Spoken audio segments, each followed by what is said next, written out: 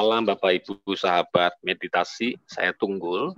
Sebetulnya saya sudah pernah mendengar baliho usada dari seorang kawan kurang lebih 2 tahun yang lalu. Ketika kawan tersebut kena kanker payudara, sahabat saya di Jakarta.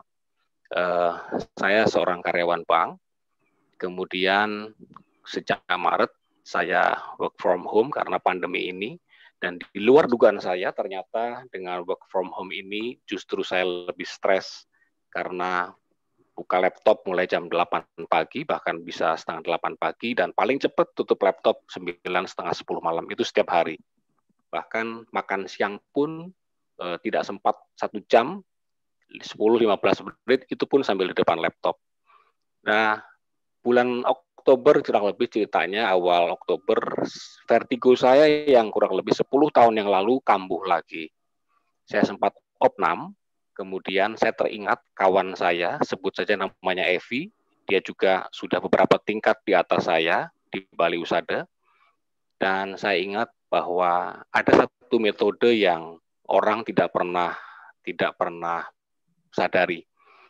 Dia katakan ke saya bahwa coba kenali dirimu sendiri dengan berdiam diri. Nah, berdiam diri apa yang dimaksud saya nggak paham. Kemudian dia mulai cerita mengenai baliho usada yang kurang lebih 2 tahun sebelumnya dia pernah cerita. Kansernya sudah cukup tinggi, stadiumnya stadium 4, bahkan saya sempat antar dia waktu kami sama-sama ikut pelatihan di Singapura. Kemudian saya antar dia untuk cari obat ke beberapa tempat. Kemudian orang ini saya melihat bahwa apa yang dia katakan ini menjadi satu contoh yang betul-betul nyata. Bahwa dengan bermeditasi, selain menenangkan diri, berdiam diri, ada hal lain yang dia dapatkan. Dia semakin sehat, dia semakin positif, dan sangat positif. Saya tahu pekerjaannya luar biasa berat, sama-sama beratnya kami, satu kantor, tetapi dia bisa mengatur waktunya dengan happy, dia bisa mengatur rumah tangganya dengan happy, dia ibu dari 2 orang anak, dan dia sangat positif orangnya. Sehingga kansernya pun yang saya tahu sampai hari ini membaik. Dikatakan sembuh total belum, tetapi sangat jauh lebih baik. Dan dia sangat energik, bahkan saya yang tidak sakit separah dia, itu kalah energik dengan dia.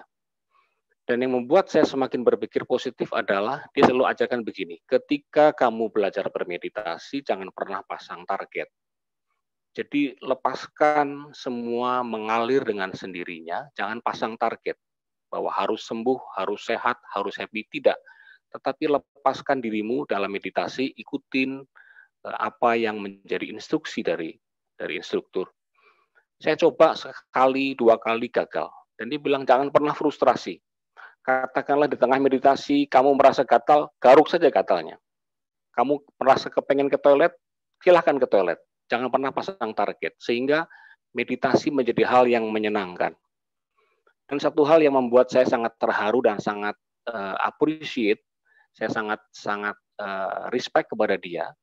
Kurang lebih bulan lalu dia menjadi salah satu inspirator ketika kami lakukan diskusi. Dia katakan begini, saya seorang cancer survivor, dan buat saya adalah hidup berbahagia itu menjadi tugas saya. Saya mau sembuh ataupun saya mau meninggal kapanpun saya dipanggil oleh Tuhan, yang penting saya sudah berusaha untuk hidup berbahagia dan menularkan hidup berbahagia saya ke orang-orang dekat saya, ke teman-teman saya, dan ke banyak orang.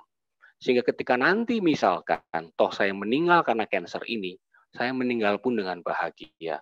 Itu membuat saya sangat terinspirasi dan sangat terpanggil ketika kenapa saya tidak mencoba untuk apa yang dia pernah alami dan dia sekarang atasi. Tidaklah menyembuhkan 100%, tetapi kalaupun kita ketemu dengan masalah serumit apapun, kita selalu menghadapinya dengan bahagia.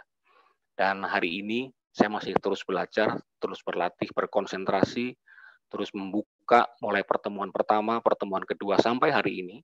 Dan buat saya menjadi penyemangat seorang Evi, menginspirasi saya untuk selalu belajar bagaimana bermeditasi dengan benar. tidak simsalabim, secepat kilat, langsung pinter, langsung bisa konsentrasi, bisa sembuh.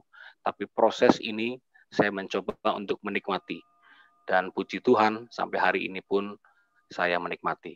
Buat Pak Mertade, Pak Martin, Mbak Farida, sahabat militer semuanya, saya ucapkan banyak-banyak terima kasih.